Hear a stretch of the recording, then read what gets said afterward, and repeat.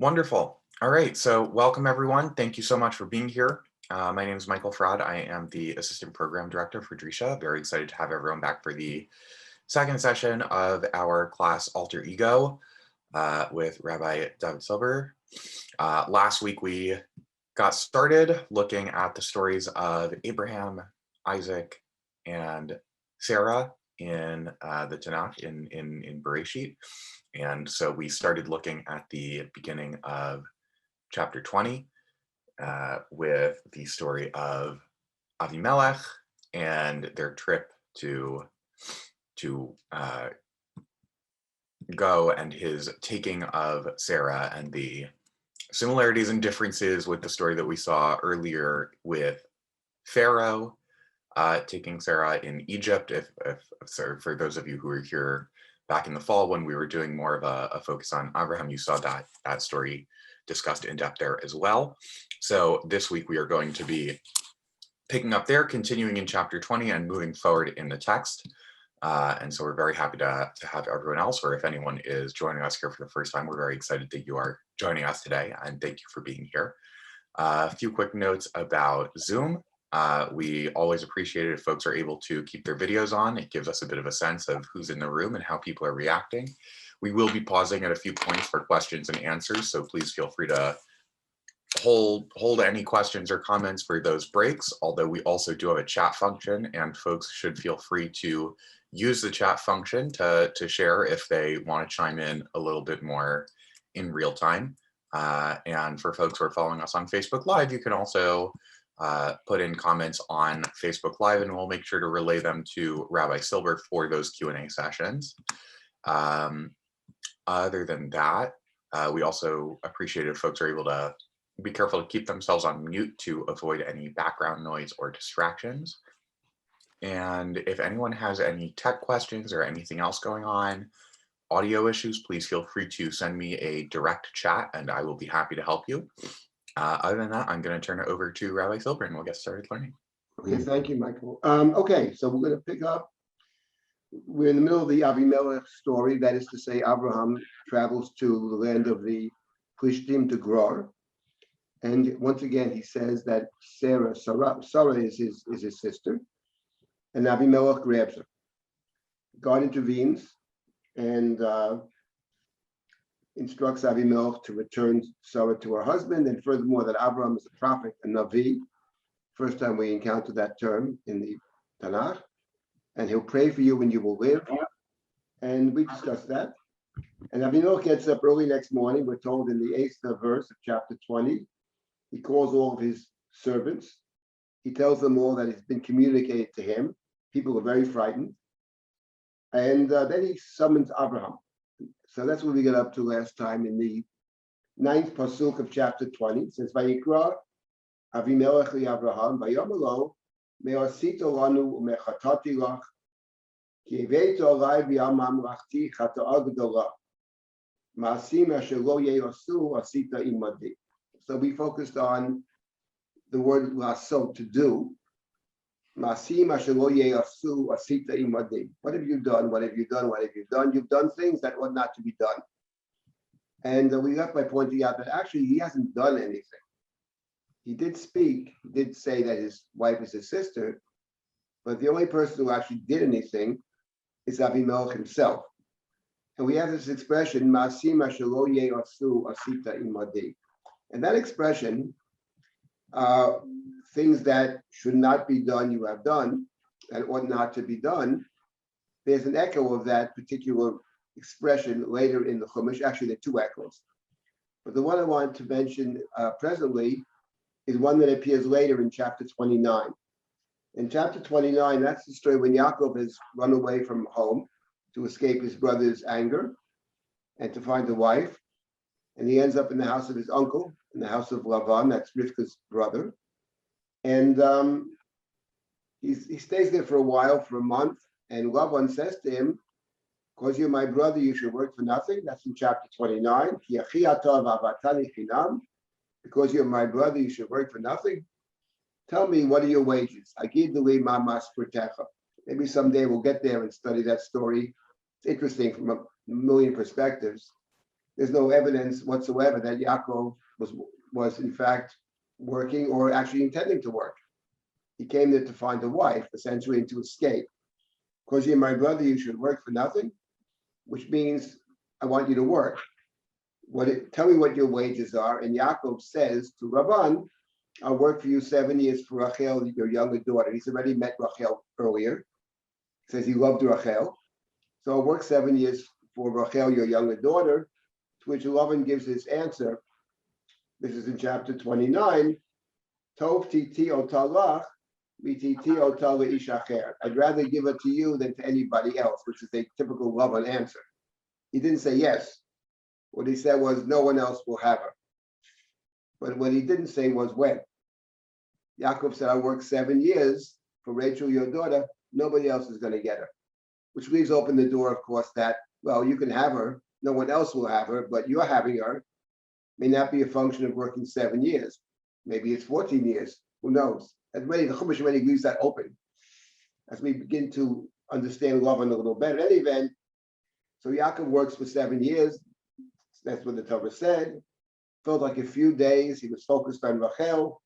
And then, as we know, then Yaakov approaches Lavan in the 21st pasuk of chapter 29. Hava tishti, give me my wife. Can't get into all the details of it. So it says, Vayesof Lavan et kol anshe hamakom vayas mishteh. So Lavan assembled all the people of his place, and he makes a party. Vayas mishteh. Party means drinking. Mishteh is to drink. And we know that drinking, among other things, can dull one's senses. Can dull your senses. That's how it functions in the book of Bereshit. Where do we encounter drinking in the book of Bereshit? So we have already encountered it twice. We encountered it with Noah, who gets drunk in his tent. Maybe he was experimenting with wine. We have it with the story of Lot and his daughters. We actually have it, interestingly enough, in chapter 27. People don't notice that typically, but in chapter 27, when Yaakov pretends to be Esau, and he brings back, his mother prepares food for him to bring to his father to get the blessing. In chapter 27, so the Torah said he gave him the food that Rivka had prepared. And then the Torah added, in chapter 27, we find that verse, chapter 27, verse number 25. Hagisha li v'yochla mitzeit b'ni l'man yitivrecha nafshi. Vayagesh lo, so Jacob brought forth the food. Vayochal, he ate. Yitzchak ate.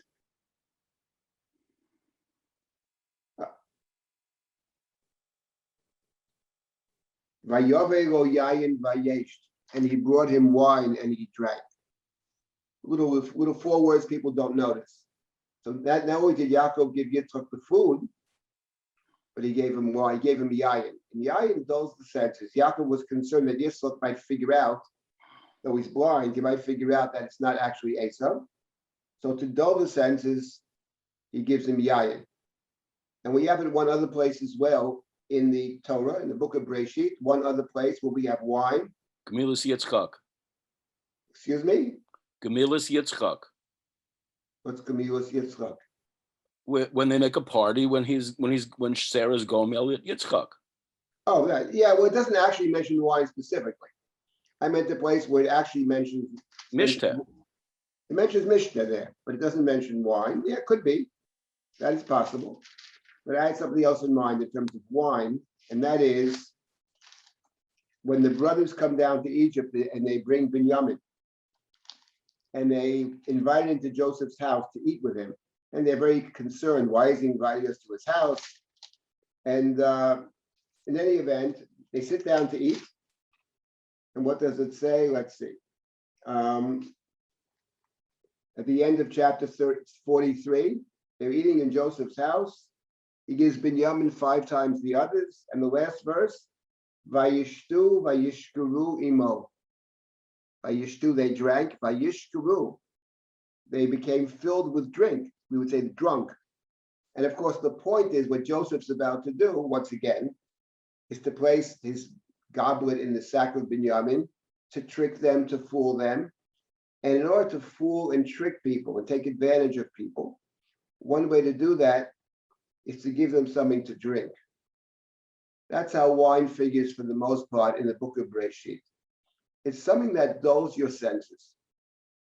And it doesn't allow you to focus properly on what you have to do. We should never forget that the Torah forbids the priest who is doing God's service to drink. So I don't want to get into the valorization of wine that we find in many circles, but the Chumash is clear as could possibly be. Wine is a dangerous thing. It enables someone to catch you off guard, to trick you, to fool you, and to cause you to do things that you ordinarily might not do. So that's what Yaakov gives Yitzchak when he wants to fool and trick him. And now Lavan makes a big party by Yas Mishteh. He makes a party, and we're told by Hiba Erev came to pass at night. Erev is the night, nightfall. By Yikachet Leah, he brings Leah and substitutes Leah for Rachel. And Yaakov in the morning, Yaakov wakes up, and behold, it's Leah. Says to Lavan, why did you deceive me? I worked 7 years for Rachel. Why did you deceive me? In other words, he deceives him. He makes a party at night. Now, nowadays we have weddings at night, but it's fair to assume, I'm assuming, that typically parties in biblical times were made in the daytime and not at night, especially given the fact that there's no light at night. It's hard to see. So what Lavan is doing is setting up the situation when Yaakov can't really see very well, which of course has echoes in the story of Yitzchak. That's how Yaakov tricked Yitzchak. Yitzchak is blind, takes advantage of Yitzchak's blindness, and on top of that, he gave him wine to drink. And here there's a mishter, we can presume wine. And Yaakov doesn't realize it. Two sisters, maybe they look alike, who knows? In any event, he says to Lavan, what did you do? And Lavan's answer is instructed for us in chapter 20. Vayavu Lavan, lo yeyosachen bimkomenu. Such a thing is not done in our place. To give the younger daughter before the older daughter. So he doesn't say me, he says bimkomenu. He gathers all the people of the town together. And gathering of the town together for Lavan is a way of saying, I understand perfectly what you want. I know we had a deal. What can I do? This is the rule of the town. Bimkomenu. Now, whether Lavan is aware of the fact that Yaakov took the blessing that Yitzchak had intended for the older brother is not clear. Is he saying maybe where you came from, the younger substitutes for the older, but over here we have it. We don't behave that way over here. Or maybe Lavan's unaware of that, but the text is aware of it, and the narrative voice of the Bible is connecting the two stories, which are already connected through the wine and already connected through the darkness. So of course, one story plays off the other. But my point over here with this long-winded, but I think important nonetheless, a point is that Lavan and Avimelech are kindred spirits. It's exactly the same thing. It's a person who likes to blame others or involve others in decisions that he's making. He's making it, made it from day one. No one else will have her, which is true. Lavan never lies. Lavan always tells the truth. He's the biggest liar in the world, but he never lies. No one else will have her. That's what he said. You'll get her. Another 7 years. But in any event, that's bimkomenu. So that's what Avimelech is doing in our chapter. He speaks to all the people. What does that have to do with the people? Yes, God did say, if you don't behave yourself, I'll kill you and all that you possess. But there's no sense whatsoever that the people are responsible for what Avimelech does in any direct sense. So the calling of the people is a way to somehow involve them in all this. Somehow it's, as Avimelech said, Hagoy God, would you slay even a righteous nation? God said nothing about a nation. God said about you, Avimelech, what you did. So it becomes the nation already. It becomes an offense for all the people. Not that communities don't share responsibility, but it sounds better coming from someone other than the person who himself committed the crime. In any event, this is Avimelech. So Avimelech gathers all the people, and of course he's going to blame Avraham. What did you do? Masim asher lo ye'asu asita imadi. Something that should not be done. So there, after he blames Avraham, and now we pick up in the 10th pasuk of chapter 20. Vayomer Avimelech Avraham mora'ita ki asita et hadavar hazeh. In short, why did you do this? What did you see? Interesting. What did you see here in doing this? The translation is, what was your purpose? I'm not sure that I would translate what was your purpose. But what did you see? What caused you to behave in this horrible way, to lie to me, and to say that she is your sister? Which, of course, does not justify Avimelech grabbing her in the first place, but let's leave that out. In any event, Vayomer Avraham, now we have Avram's answer. Ki amarti, rak in yirat Elohim b'makom hazeh. I said, or I thought it probably should be, there's no fear of God in this place. Varaguni al dvarishti, they will kill me on account of my wife. It is to say, they'll kill me, and then she won't be married anymore, and then they'll take her. That's what I was afraid of, which is exactly what Abram said way back in chapter 12. He said to Sarah, we're going down to a bad place, and say you're my sister in order that I live. Because if they think that we're married, they may just see you're beautiful, they'll get rid of me, and they'll take you. We have that in chapter 12. And we also have it in chapter 26 with Yitzchak. When Yitzchak goes to, but he's in the land of the Philistines. So we're told that he says that Rivka is his sister. A repeat performance. He says she is my sister. And over there, Avimelech, the king, once again, the king of the Philistines, looks out the window. This is in chapter 26. Yitzchak was sporting with his wife. So he sees it's not brother and sister. So he calls Yitzchak.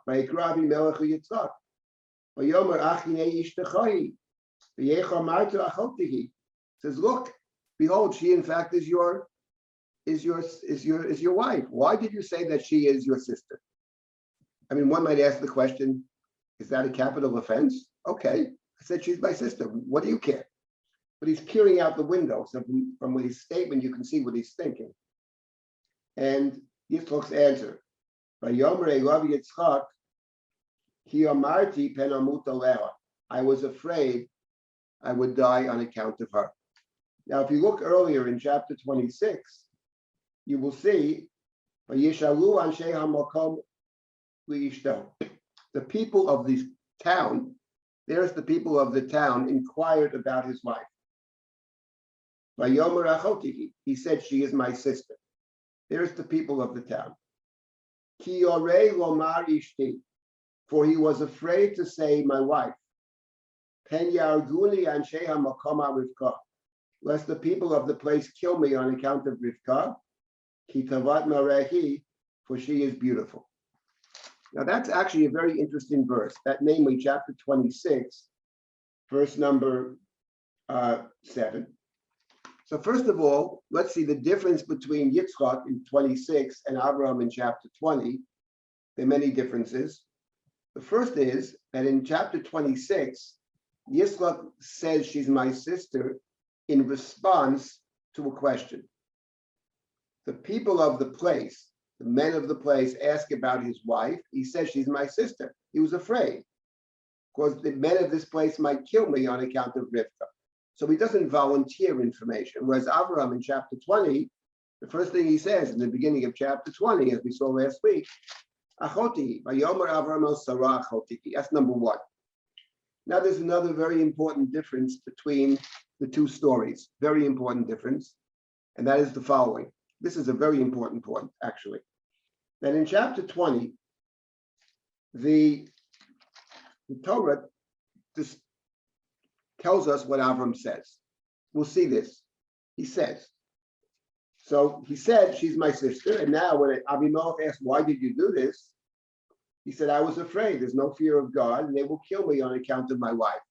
That's what he says. And he said it also in chapter 12. And I think we can assume it's probably true. He probably was afraid. But what's interesting, we don't have any corroboration of that. We have his statement. Now, sometimes in the Torah, in the Tanakh, we have the narrator speaking. And sometimes the story is told only through its characters. The narrator does not take a position, a kind of overt position, doesn't tell us explicitly.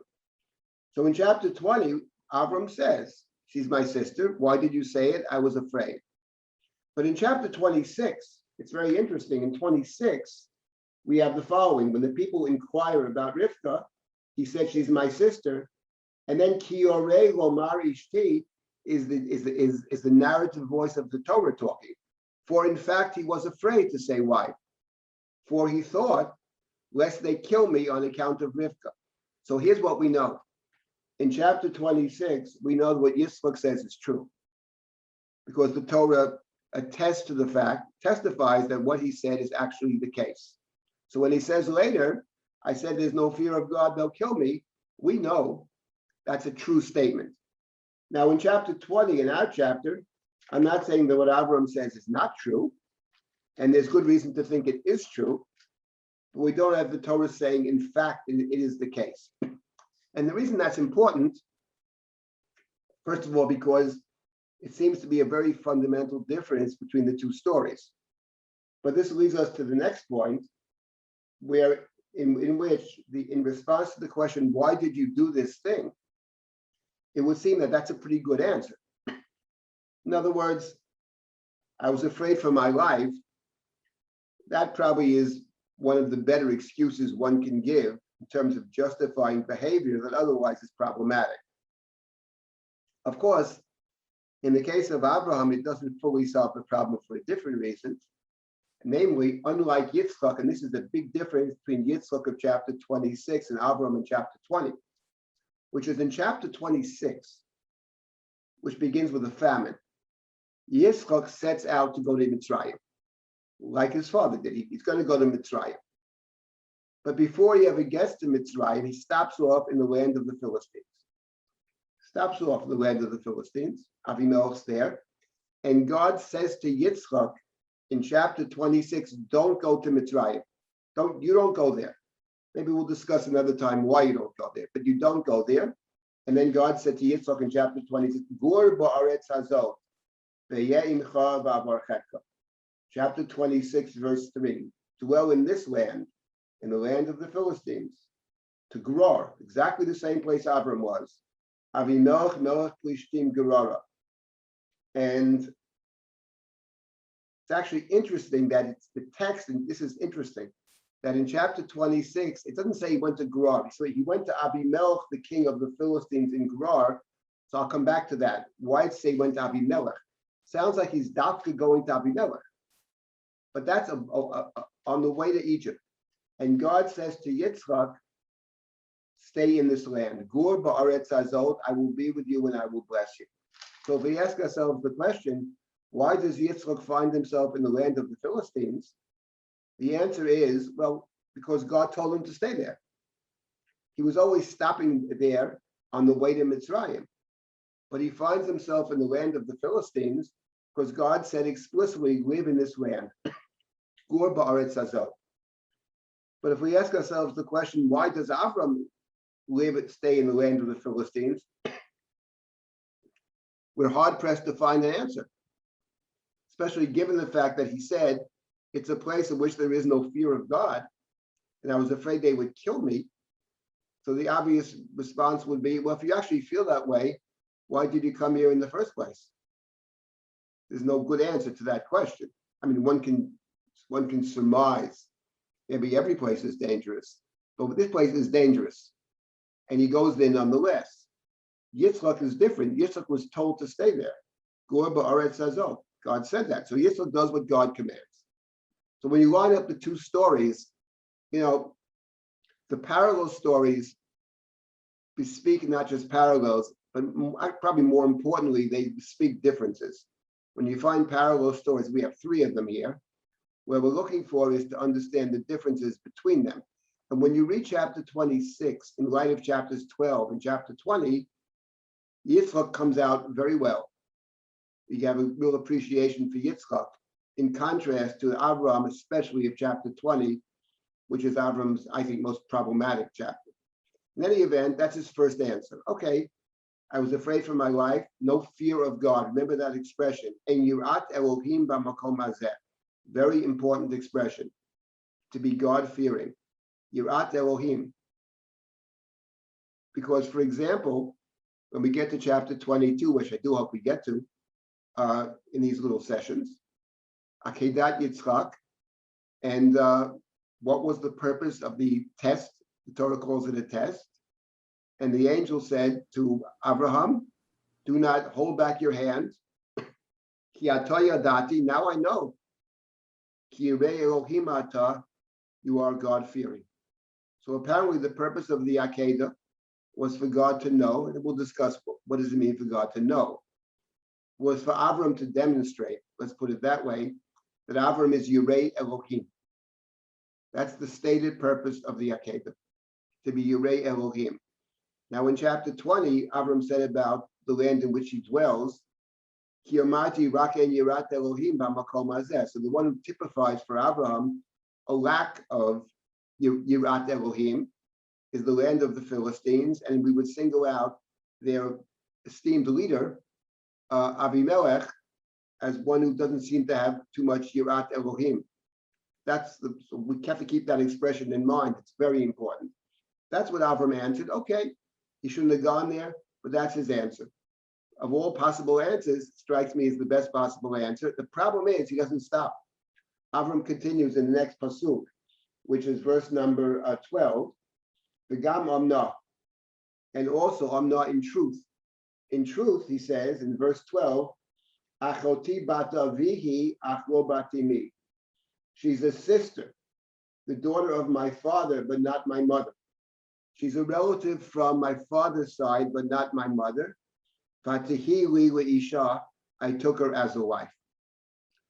Now we have to, I'll just state the obvious. We puzzle over this answer. First of all, we puzzle over the answer. Since you gave one answer, which is the best answer you could possibly give, why would you give a second answer? You answered already. I did it. I was afraid I'd get killed. That's why I did it. Okay, we understand that. But he doesn't stop there. He gives a second answer. But the second answer seems more problematic than the first answer, because what is the answer? Why did you say that she is your sister? To which he answers, she really is my sister. She's sort of my half sister. If we take achoti to be not simply sister, actually, but relative, because the word ach in the Torah often means a relative and not just a brother. So she is my relative. She's my achot, but from my father's side and not my mother's side, I took her as a wife. So Avimelech perhaps would say, okay, she's your sister. That's very lovely. And maybe she's your fourth cousin also, but she's also your wife. And in point of fact, last night God said to me, return the man's wife or else I'll kill you. So what do I care if she's also your sister? What kind of answer is this? Okay, she's your sister. Okay, I didn't lie technically. Technically, what do you mean? But you did lie because you said sister, implying sister, but nothing else more than sister. But in fact, she's your wife. So how does this answer the question? So what is Avram actually saying? And by the way, when he says sister from my father's daughter, not my mother's, that's also interesting for another reason. What he seems to be saying is she's related to me through the father's side, but not through the mother's side, which is why I took her as a wife. In other words, why being a justification? How can you marry a sister? The presumption seems to be you don't marry a sister. But what is a sister? Is a sister from the father's side, the mother's side, both sides? How does that work? What Avram seems to be suggesting is that she's only a sister from the father's side. She's only related to me from the father's side, which doesn't qualify as a relationship that forbids marriage. It's interesting because the Torah in the book of Vayikra, when it lists the prohibited relationships, the Torah dafka singles out over there achoto, either from the father or the mother. Torah is explicit. Bat aviv o bat imo. It mentions both. The fact that the Torah mentions both in Vayikra suggests that the Torah is aware of the alternate possibility that, in fact, a forbidden relationship is only from the mother's side. The reason being, presumably, because you never really know what the father is. The mother, you pretty much know who it is. The father, how do you know? I mean, they don't have DNA testing. And in point of fact, actually, when you study the book of Shmuel and you read the story of Amnon and Tamar, Tamar and Amnon are sister and brother from the father's side. They're both King David's children, but they have different mothers. And then when Amnon is about to assault Tamar, she says, "Listen, don't do this. Talk to the king, and he'll permit us. He'll permit me to be married to you effectively."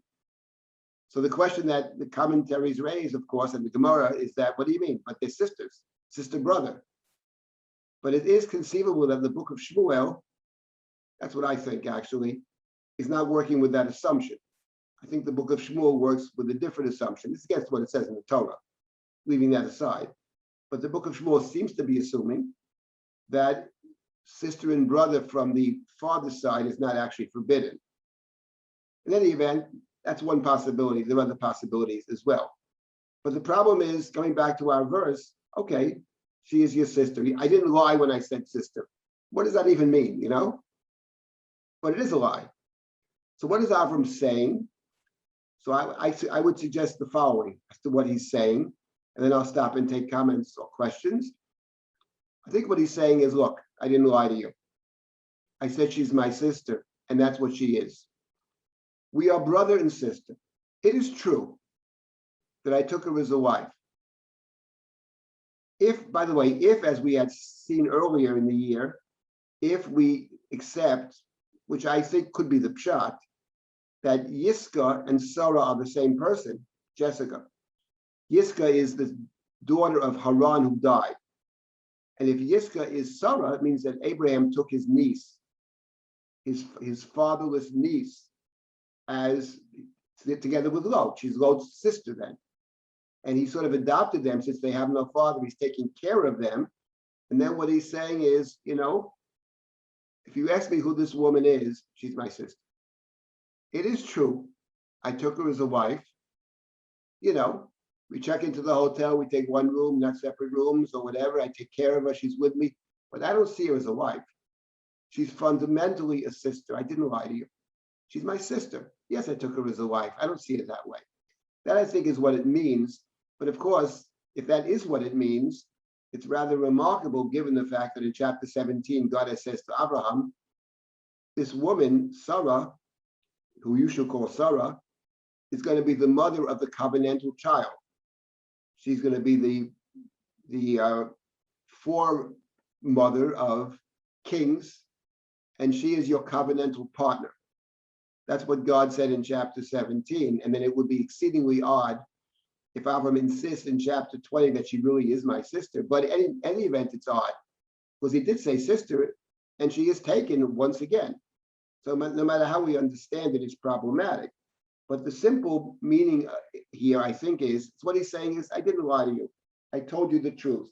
And this verse number 12, has a very little important word for us. Chapter 20, verse number 12, it's the first word in the verse. And the word is v'gam, and also. We had pointed out last week that the word v'gam is one of Avimelech's favorite words, right? Hagoy gam tzadik taro, he said to God, what kind of God are you anyway? You kill righteous nations too? Sodom is one thing, but a tzaddik? What kind of God? What is this? And not only that, he said, she's my sister, v'hi gam hi amra, and she also, gam. So he's filled with gams. He has a million excuses.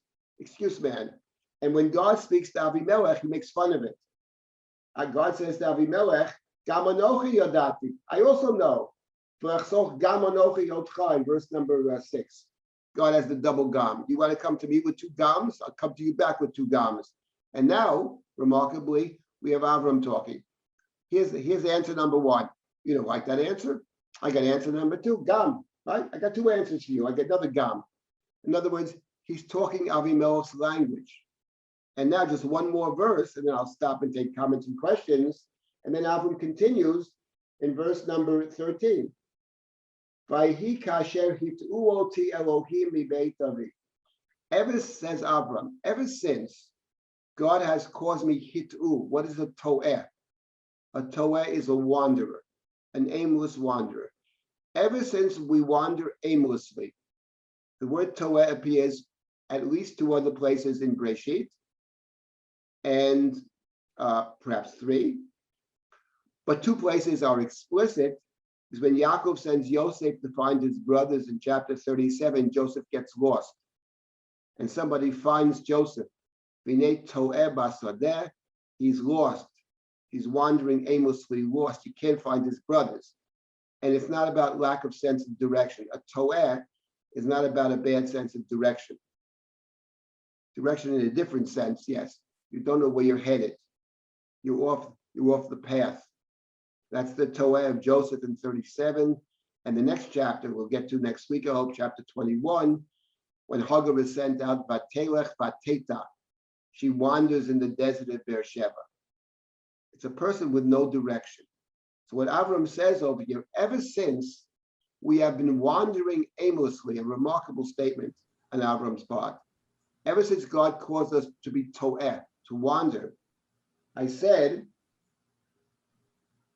I said to her, this is the kindness you should show me. Please show me this kindness. Every place to which we come, Imri, say to me, means here probably about me, say about me, Achihu, he is my brother. So in other words, this is answer number 3. We have 3 answers to the question, why did you lie and say sister when she's in fact your wife? A, afraid for my life. B, that is our relationship, it's brother-sister primarily. I took her for a wife too. She's my sister. And then we have answer number 3, which we all have heard many times in our own lives. Why did you do this? Terrible thing. And the answer is, we always do it. We've done this for 20 years already, ever since we wandered. We do this every place we go, right? That's the justification we often hear. Why are you doing this thing? We've done it forever. And of course, that's no justification whatsoever. The Gemara says exactly the opposite. The Gemara asks the question, suppose you start eating and you forgot to make a bracha. You're eating food and you didn't make a blessing. What should you do? Should you continue to eat without a blessing, or should you make the blessing now? The Gemara says, what kind of question is that? A person who eats garlic means doesn't smell good should continue the same path. Okay, you made a mistake, correct it. What does it mean to do? We always do it. So this is, and it comes in conjunction with ever since we wandered aimlessly. So the point is 3 answers. Now, whenever anybody gives you 3 answers to a question, there are times where there are 3 good answers, actually, sometimes. But often, when somebody gives 3 answers, somebody gives 3 excuses, usually, or I would say often, none of them are really that good. And I would add that usually, in my experience, when somebody gives you 3 different answers to a question, why did you or did not do something, the true answer is actually none of the 3. The true answer is something else. When God says to Moshe, go to Egypt and save your brothers, I can't speak, Pharaoh won't believe me, I don't know your name, all that. There are a billion terutzim. God answers all the terutzim. And Moshe says at the end, send somebody else, which means those aren't the real reasons. The real reasons are not explicit, are not stated. There are other reasons why. Probably because he's happy where he is. He doesn't particularly like the people who indirectly or directly cause him to flee Mitzrayim. That's the real reason. The others are we call terutzim. So over here we have 3 answers. In other words, here's the point. Abraham and Avimelech are talking the same language. They're talking the same language, and that's a problem because Avram can't be, if he's going to be our hero, can't be an Avimelech character. But they're talking the same way. The two begams, they're excuse makers justifying it, et cetera, et cetera. So the question is, how does Abraham get out of this morass? But the Torah is setting up, let me be even more explicit about this. In the Abraham narrative, there are two main foils to Avraham. One is Lot, and the other is Avimelech. And as I mentioned, I believe last week, in two of our books of our canon, each of those books picked up on one of those two foils and built a story around it, or largely around it. The book of Ruth is built around Abraham's foil Lot. Ruth is from Lot. She's a Lot who's opposite of Lot. She's a Lot who takes in the strangers. She's a Lot who is willing to accompany Naomi, even if it means her death. It's not going to be the opposite of Lot. She's a Moabite who's not a Moabite. They didn't give us food when we left Mitzrayim. Ruth brings the food, the chesed. So she's the Moabite by birth, who's the anti-Moabite. And she says, she's described as being Abraham's daughter. She left her home and she traveled elsewhere. She's the true daughter of Abraham. So being the anti-Lot means being the Abraham. That's the book of Ruth. But there's another book in our canon in which the foil to that person, like Abraham, are the Philistines. He's like the Philistines, but he's not like the Philistines. And of course, obviously, that's the book of Shmuel. That's David HaMelech. David lives among the Philistines, supported by the Philistines, fights with the Philistines, acts like the Philistines, but he's not the Philistine. And the parallels between Abraham and Avimelech and David and the Plishtim are very striking. And we'll get to that later on. I can't spend too much time on Shmuel, but the parallels are very, very striking. In the book that's going to come out hopefully soon in Hebrew, that was the book on Shmuel. That's the Buell book on Shmuel, coming out in about a month. That's one of the key ideas in the book, to demonstrate how the book of Shmuel uses the Abraham stories to describe David. He is a Philistine, but he's not a Philistine. He manages to separate himself as Avram does. But there are all kinds of interesting connections between the two. So let me stop at this point, take comments or questions, and then we will continue.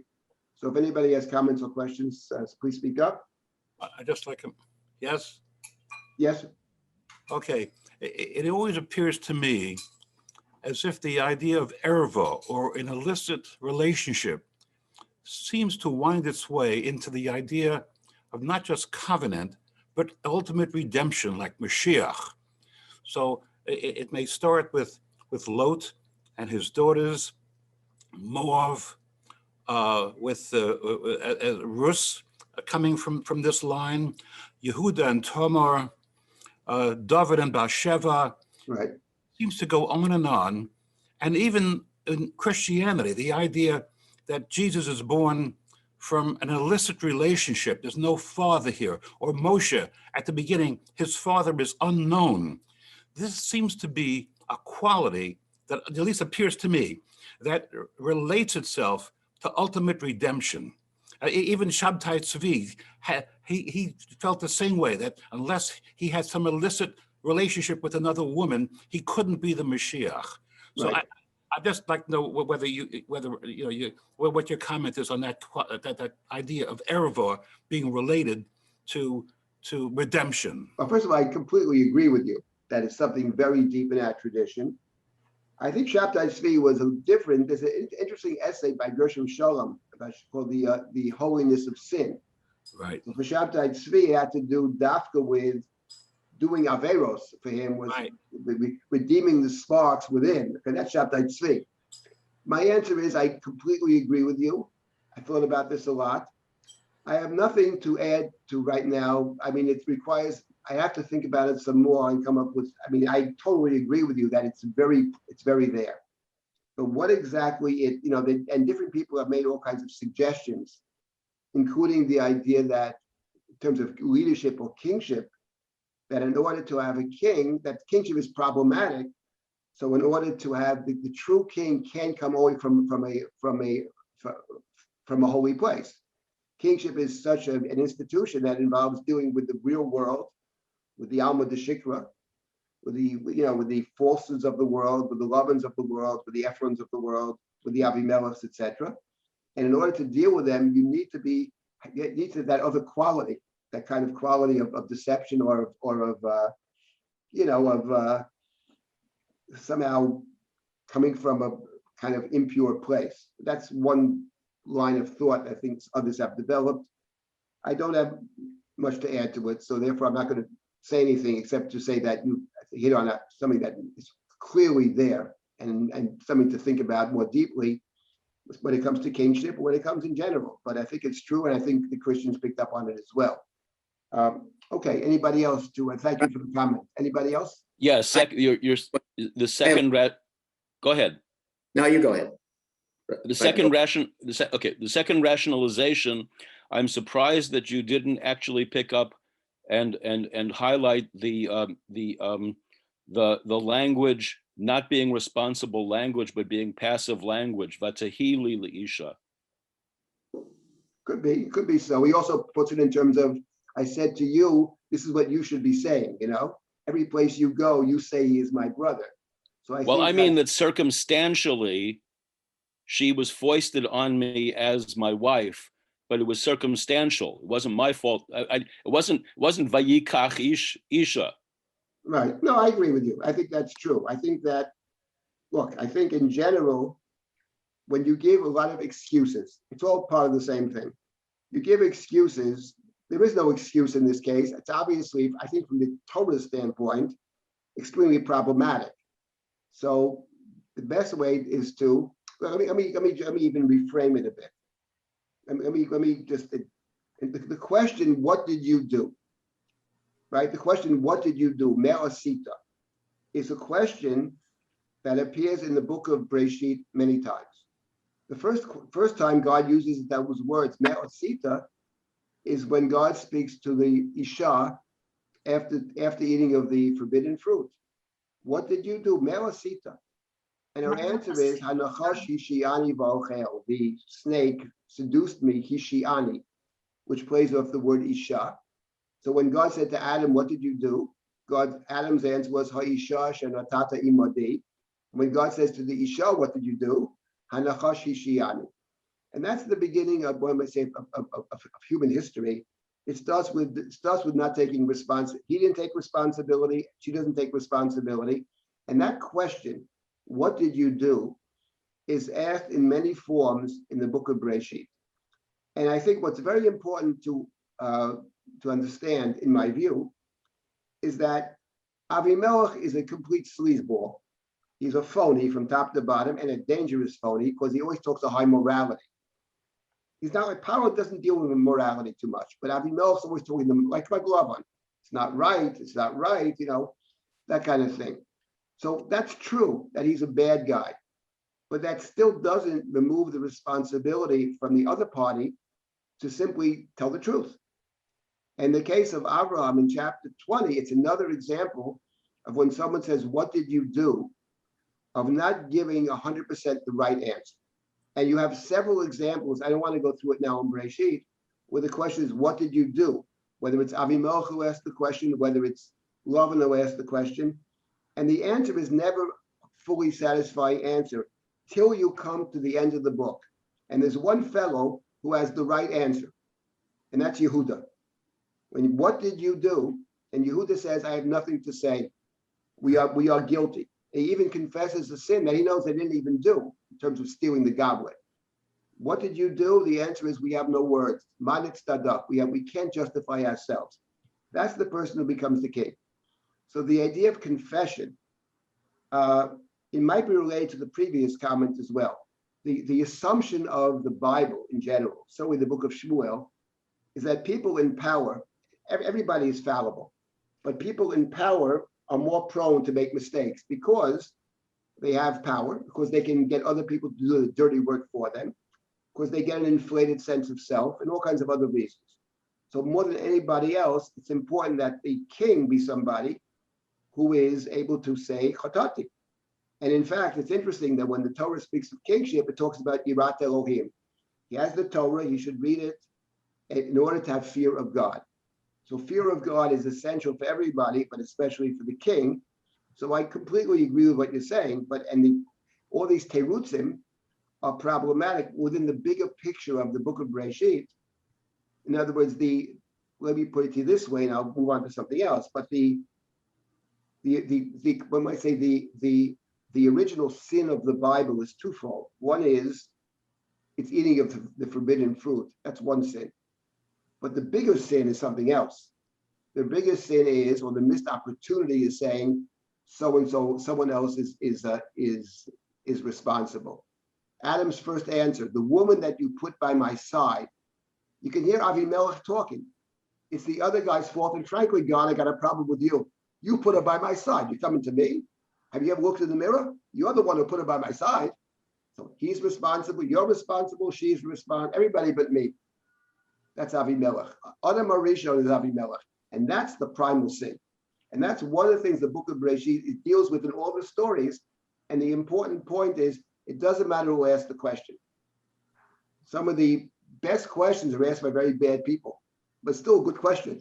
You know, the Russia at the Seder asked a very good question. Why is this relevant to my life? It's a wonderful question, actually. We don't like the way he says it. Okay. Doesn't mean it's a bad question. What do you want to say, Mike?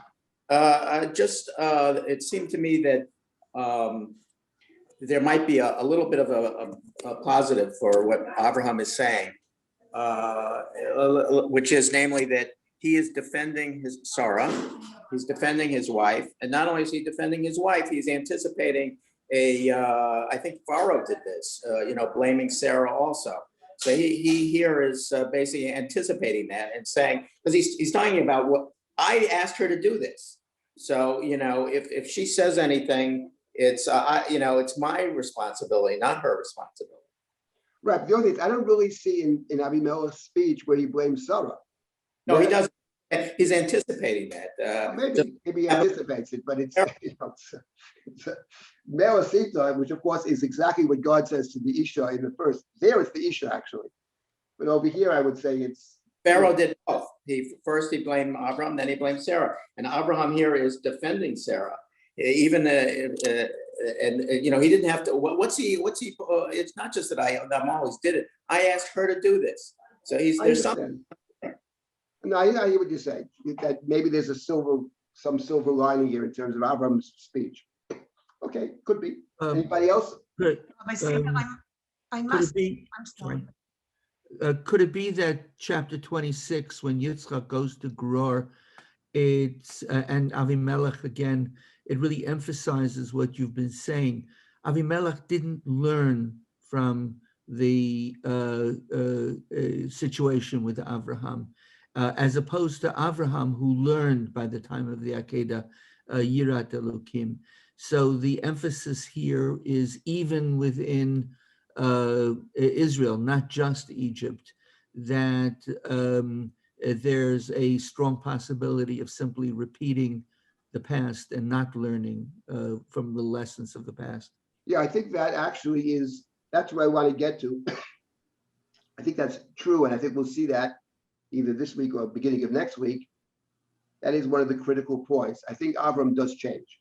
Avimelech is the same guy.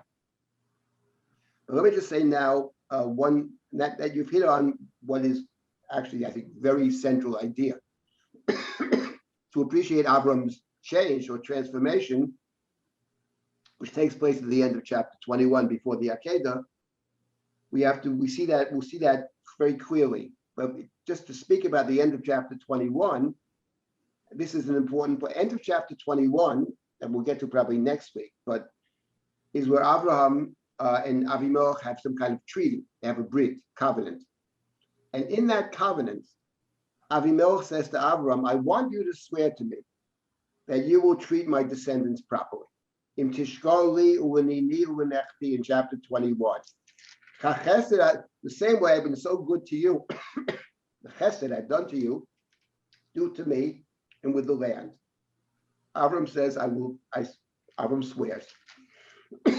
Now, so Avimelech says to Abram, listen, I impose upon you an oath that you will take care of my descendants. Now, and they make a treaty, a covenant, a brit, which presumes, even though Avimelech does all the talking, the covenant is two-sided. So you take care of my descendants, and by implication, I take care of your descendants. So Yitzchak goes to Avimelech in chapter 26 then, for a very simple reason. Avimelech has sworn, in effect, to take care of Abraham's children. And one of Abraham's children is Yitzchak. We discover in chapter 26 that, first of all, Avimelech is not interested in helping Yitzchak. He ends up deporting Yitzchak. Furthermore, that all the wells that Avram had dug, after the death of Avram, the Philistines stopped up all the wells. And they also tried to steal Yitzchak's wells. So the point is— Excuse me, David, could you Yes. just reposition your camera? Because we only see your forehead sometimes. Oh, you can't see me. Let me see if I can. Oh, that's great. It's better? Thank Okay. you. Okay. Much better. All Sorry. right. Thank you. So, yeah. So my point is that the reason he goes to Avimelech, I think, in chapter 26 is because Avimelech has sworn, I'm going to be kind to the descendants of Abraham. It turns out— Which is why Avimelech didn't grab Rivka in the first place. Could be. That could be. And the fact of the matter is that that is possible. There could be other reasons as well. We'll get to Yitzchak. We'll talk about that. But in point of fact, what typifies Avimelech are two things now. One is he's a person— I'm assuming all the Avimelechs are essentially the same. Like all the pharaohs are the same. Circumstances may change. Pharaohs are always the same. There are no good pharaohs in the Bible. They're all the same. If they need you, they're good to you. When they don't need you, they're not good to you. But the point is, if you think about Avimelech, what typifies him is two things. He's a person that Abraham and Yitzchak both say, it's possible they'll kill me and they'll take my wife. And number two, what typifies him is he's a guy who doesn't keep any of his commitments. He violates his oaths. Now, if we— and I want to get into this right now, but if we think of a character in the Bible who kills the husband and takes the wife, and when it comes to oaths, has a very shaky record of keeping his oaths, there's one such character in the Bible we're very familiar with, and his name is— at least one of the instantiations of this person in the book of Shmuel in the beginning of Sefer Malachim is named David, without question. He's a great oath, and he violates the oaths. It's interesting, not explicitly, technically speaking, he might even keep the oaths. But, the last we hear about David is Shimi ben Gera, I swore I wasn't going to harm him. You'll figure out a way to get him, that kind of thing. So, and it's not just that. So my point is, coming back to the point about how later books of the Bible use the Abraham narrative, David and the Plishtim, it's very complex. It's extraordinarily interesting. But coming back to Chaim's point, the first point is, which is one of the key points, which is, yes, there's going to be a difference between Avraham and Avimelech, and that will take place at the end of chapter 21. And we're going to appreciate that break from Avimelech, where Avram is different. But in order to really appreciate it, we have to look at the commonalities of chapter 20. And the commonalities, the way they talk, the excuse making and all of that, which is, in the book of Bereshit, the primal sin, in my view. This is the real sin. Because the Torah doesn't expect anybody to be infallible. Everybody makes mistakes. And actually, the downfall of the first king of Israel, of Shaul HaMelech, was not so much failing to carry out the directive of killing Amalek. Okay, he spared some of the animals, but it's the excuses he makes afterwards. He has all the people did it, the people did it. And the answer is, well, that's not an excuse for you. The king can't say the people did it. You're the leader, the people did it. That's an indictment of you. So in other words, that story, which has all kinds of interesting parallels to the Gan Eden narrative, speaks very well to leadership, kingship, leadership. So Avraham disappoints us in this chapter because he's talking like Avimelech. He has the old V'gam. So now let's just pick up a little bit now, and let's pick up our story, and I'll stop a few minutes before the end and take other comments as well. We're up to chapter. So we're now back to chapter 20, verse number 14. It says, Vayikach Avimelech, Sonu Bakar, Avodim Ushpachot, Vayitenu Avraham, Vayoshevu et Sarah Ishto. So he gives him all kinds of gifts, and he returns his wife. And he says, Vayomer Avimelech Hinei Atzi Lefanecha Batov B'Einecha Sheikh. My land is open to you. Settle wherever you please. Is Vayoshev. He returns and Sheikh. You stay with me. This land is my land is your land. Settle wherever you please. Now we have the next verse, which is remarkable. Who is Sarah Amar? Now he turns to Sarah. Hinei natati elef kesef liyachichi. You read this verse, you want to jump out of your seat. Behold, I have given your brother 1,000 kesef. Your brother. God had said explicitly to Abimelech, return the man. She's a married woman. She's a married woman, right? Return the woman to her husband. Avimelech turns to Sarah. I gave your husband 1,000 kesef. This will be literally a covering of the eyes. Kasute naim, a covering of the eyes. Okay, cover up. For all that are with you. In other words, if someone says what happened, you were disgraced, he had to pay a fine of 1,000 kesef. So in other words, it's a vindication of sort. The 8 kol v'nochachet, very difficult expression. Kol v'nochachet, very difficult. Here they translate, you are cleared before everyone. A nochachet could be a vindication, actually, or a tochacha. So in other words, I wanted to focus, before I get focus on that expression, kol v'nochachet, I want to simply point out that what Avram has done, essentially, is given Avimelech the opportunity to justify himself. I've given your brother 1,000 kesef. So it's clear that when Avram said his second teretz, she really is my sister, so Avimelech picks that up. I took a sister. She's just actually, okay, sister, I gave your brother 1,000 kesef.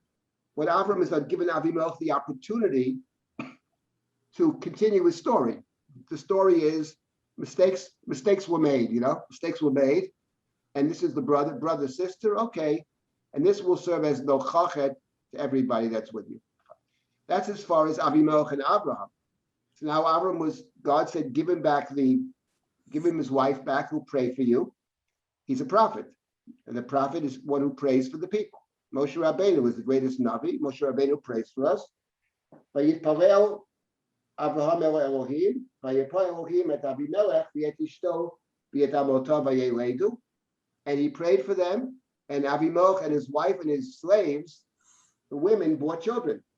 Ki otzar Hashem b'yad kol rechem v'beit Avimelech al devar Sarai eshet Avraham. For says the Torah, God had stopped otzar Hashem.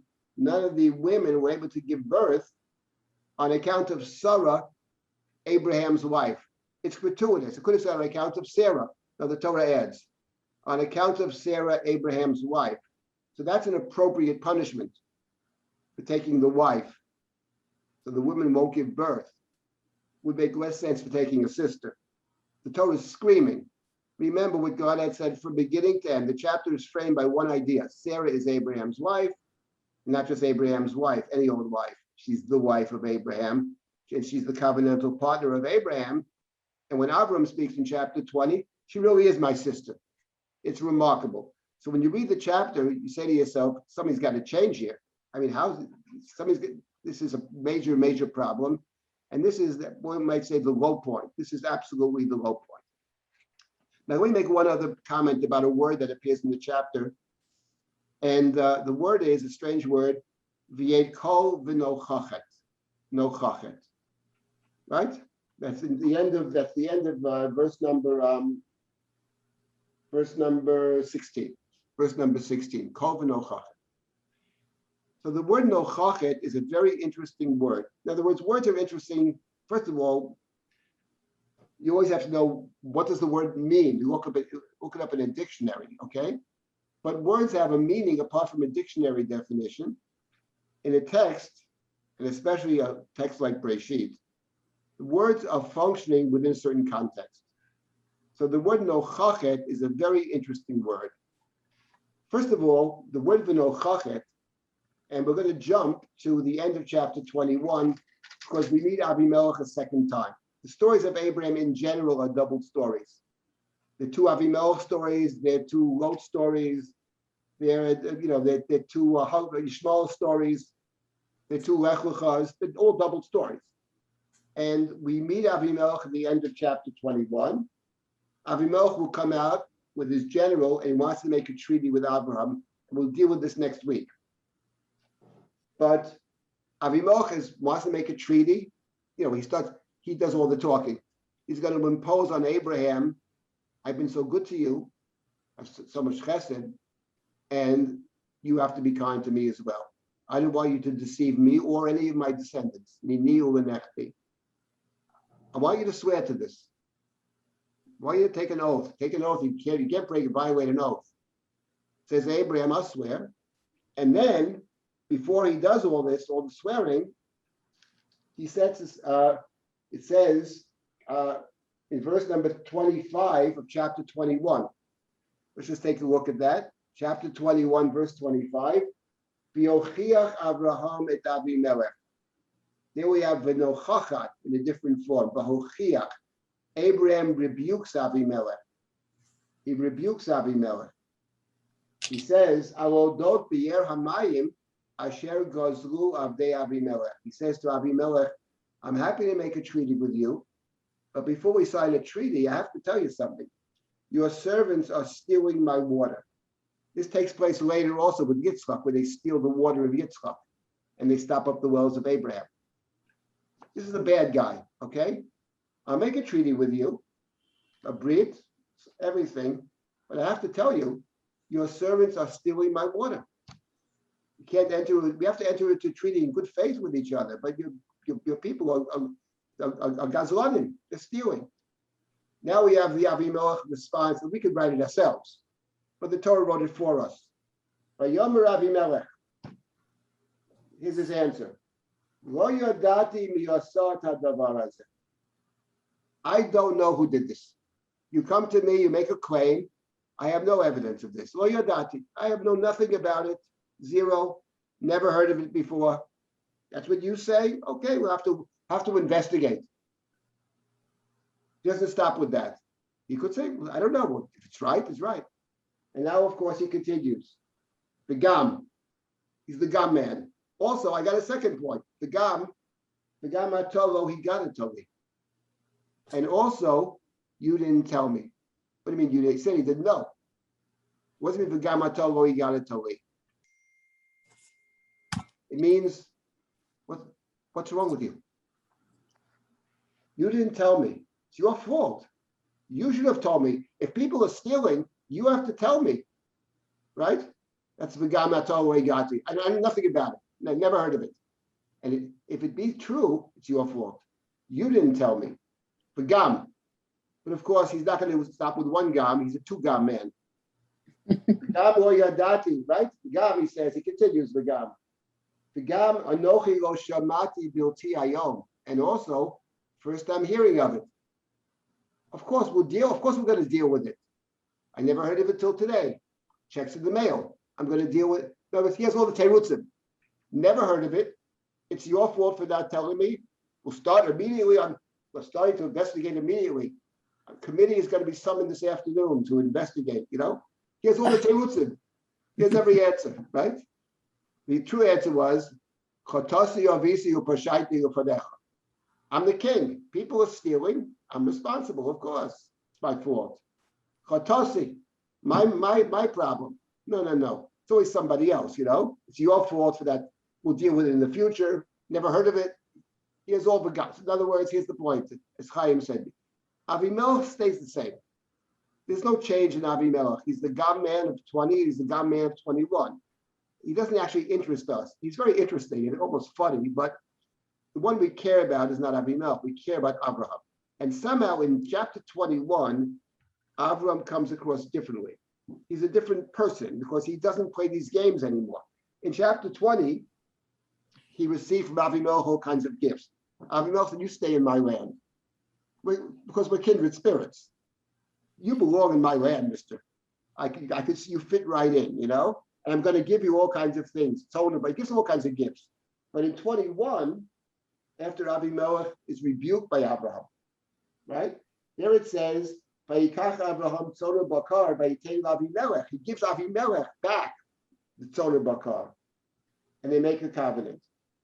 And Avram sets aside Sheva Kvasot. He sets aside these 7 lambs by themselves. Avimelech says to Avram, Mahena, what are these 7 lambs? Sheva Kvasot Eila Asher Itzavta Levadana. Why have you set aside the 7 lambs?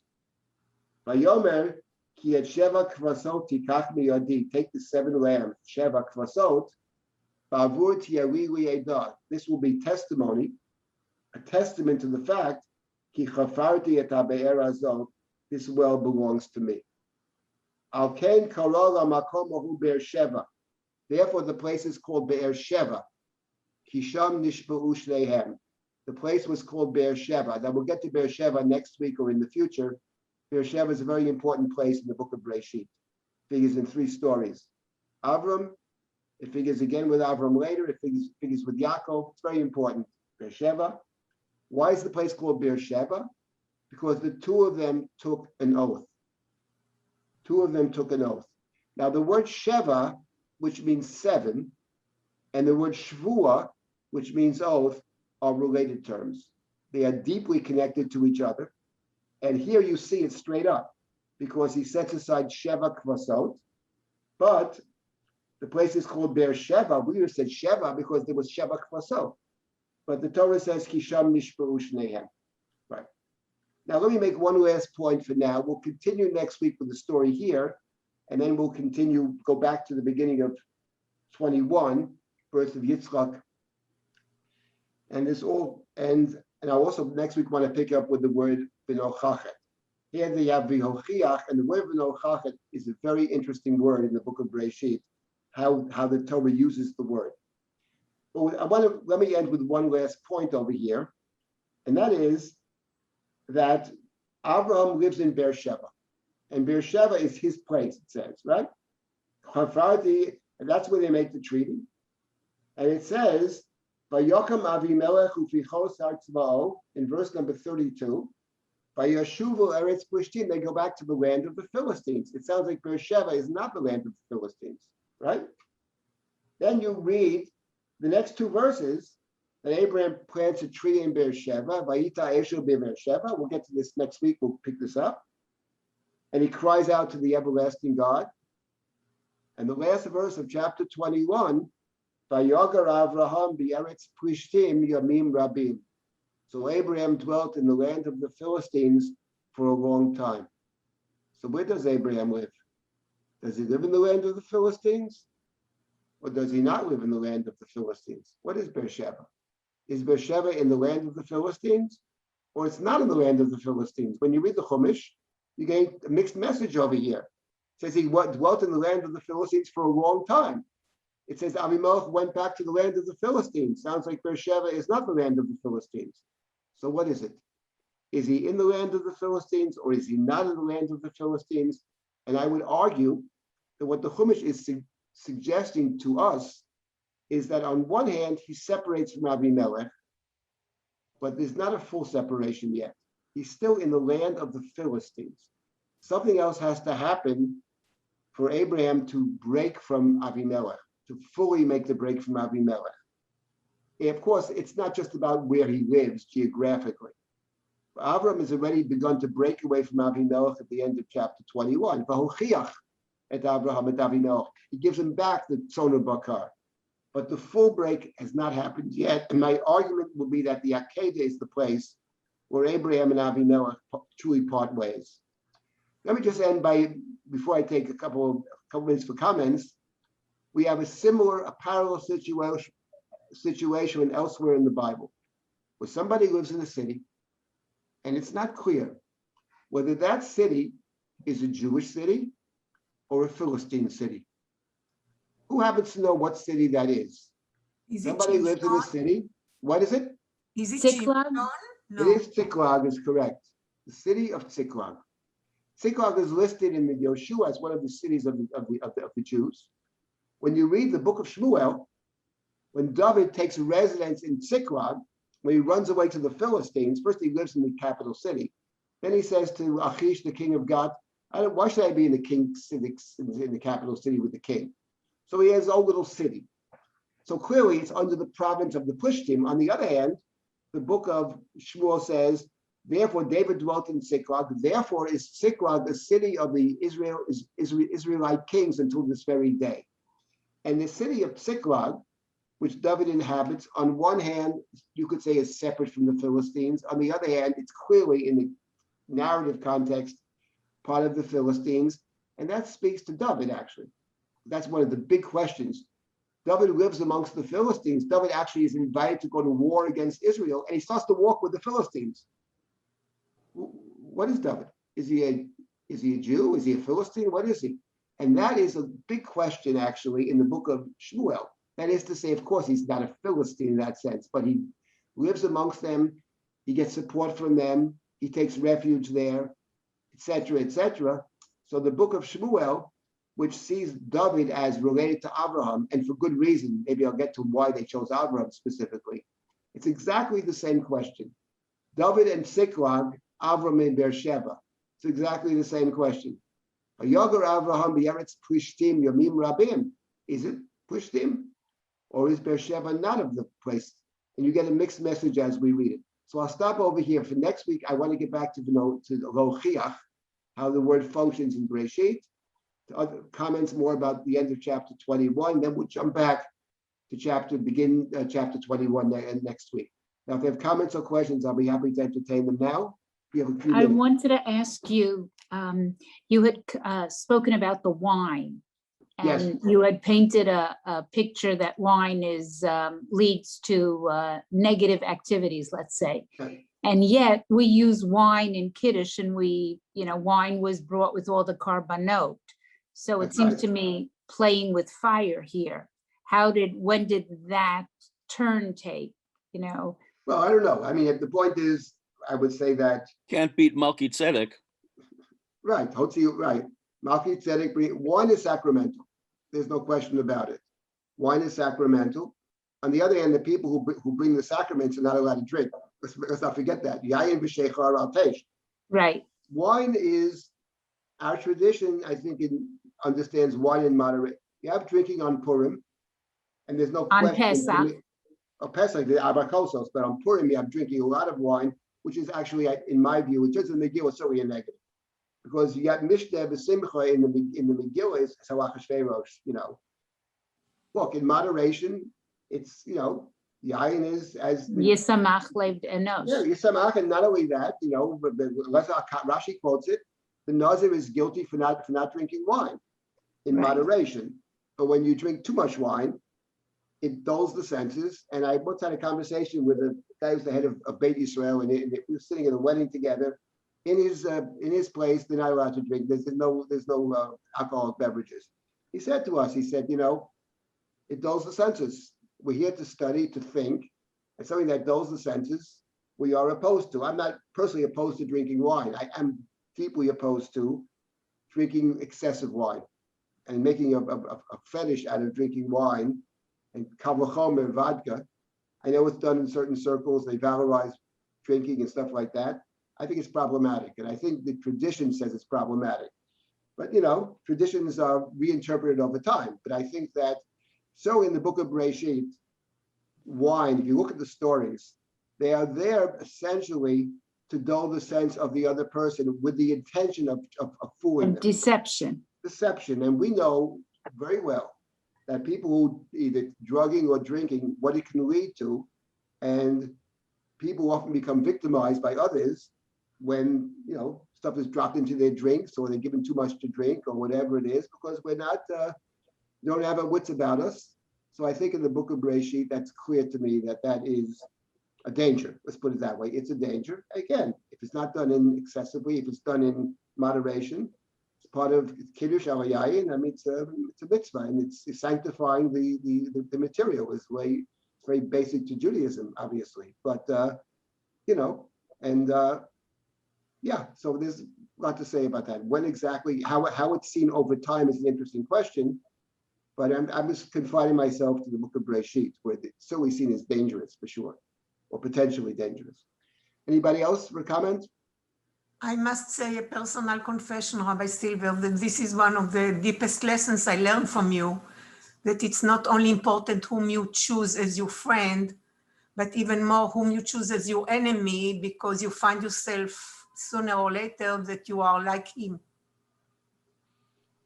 Keep your friends close and your enemies closer. Right? Words of wisdom from the Don. So thank you. It was very useful. All right, so we'll stop over here then. We'll stop it now. So next week we'll continue with the end of 21, and then we'll go back to the beginning of chapter 21, the birth of Yitzchak. Looking forward to it. Looking forward to that, and looking forward to meeting again next week. And thank you. Thank you, Thank Rabbi. you so much, everyone, for being here, and we'll look forward to seeing you back here again next week.